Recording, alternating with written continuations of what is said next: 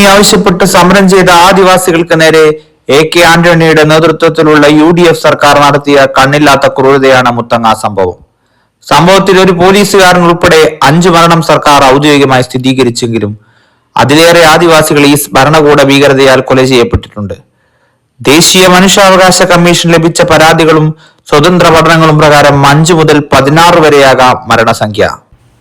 സംഭവത്തിൽ ജുഡീഷ്യൽ അന്വേഷണം വേണമെന്ന ആവശ്യം സർക്കാർ നിരാകരിച്ചു. തുടർന്ന് അന്നത്തെ പ്രതിപക്ഷ നേതാവായിരുന്ന VS അച്യുതാനന്ദൻ സമരക്കാരെ സന്ദർശിച്ചു. CPIM-ഉം LDF-ഉം സമരക്കാർക്ക് ഐക്യദാർഢ്യം പ്രഖ്യാപിച്ച് സംസ്ഥാനത്തുടനീളം പ്രക്ഷോഭ പരിപാടികൾ സംഘടിപ്പിച്ചു.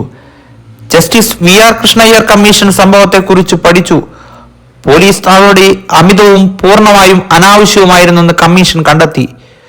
സ്വന്തമായി തലചായ്ക്കാൻ ഭൂമി ആവശ്യപ്പെട്ട് സമരം ചെയ്ത മനുഷ്യരെ തീകൊളുത്തി തല്ലിച്ചതച്ച് അവശരാക്കി വെടിവെച്ചു കൊന്നു എന്നതിലുപരി അന്നത്തെ മന്ത്രിമാരുൾപ്പെടെ സമരക്കാരെ അധിക്ഷേപിക്കുന്ന നില തുടർന്നു. അന്നത്തെ വനം മന്ത്രിയായിരുന്ന K. സുധാകരൻ അങ്ങേയറ്റം പ്രകോപനപരമായ നിലപാട് സമരക്കാർക്കെതിരെ കൈക്കൊണ്ടു.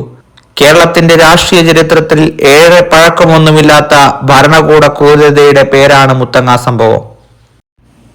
2023 മാർച്ച് മാസം 7-ാം തീയതി സമരം ചെയ്ത ആദിവാസി കുടുംബങ്ങളിലെ അവസാന ബാച്ചായ 37 കുടുംബങ്ങൾക്കും ശ്രീ പിണറായി വിജയൻ നേതൃത്വം നൽകുന്ന സർക്കാർ പട്ടയം വിതരണം ചെയ്തു.